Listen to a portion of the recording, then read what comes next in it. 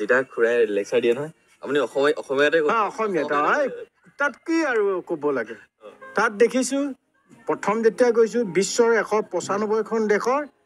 13খন দেশে ইংৰাজীত কয় বাকীবোৰ চব নিজৰ মাতৃভাষাত কয় মই সেইকাৰণে অসমীয়াতে ভাষণ জানিলে নেজানিলে মোক কি হ'ব বুজি পালে এতিয়া মেক্সিকোততো মই অসমীয়াত কৈছোঁ স্পেইন ভাষাটো ৰাজফুকনে কৈ দিছে সেইটা চীনতনো ক'ত তাত ইংৰাজী হিন্দী কয় নকয় নহয় নিজৰ মাতৃভাষাই ক'ব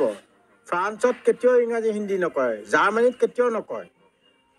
এইবিলাকত সিহঁত দেশবিলাক সেইকাৰণে ডেভেলপ মাতৃভাষাত যিটো আয়ত্ব কৰি শিক্ষা আৰু জ্ঞান ল'ব পাৰে আনৰ ভাষাটো জাপি দিলে নোৱাৰে আমাৰ কি হ'ব কেজিৰ পৰা ইংৰাজীও দিব হিন্দীও দিব বঙালী ভাষাও দিব অসমীয়াও দিব তাৰপৰা সংস্কৃতিও দিব তেতিয়া আৰু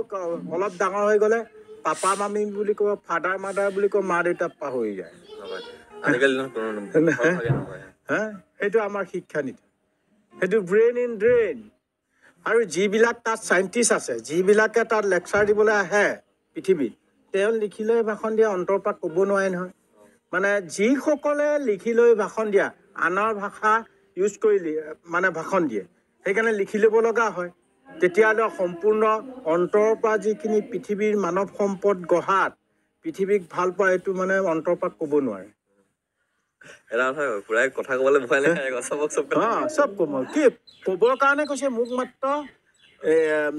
জৱাহৰলাল নেহৰু ইউনিভাৰ্চিটিয়ে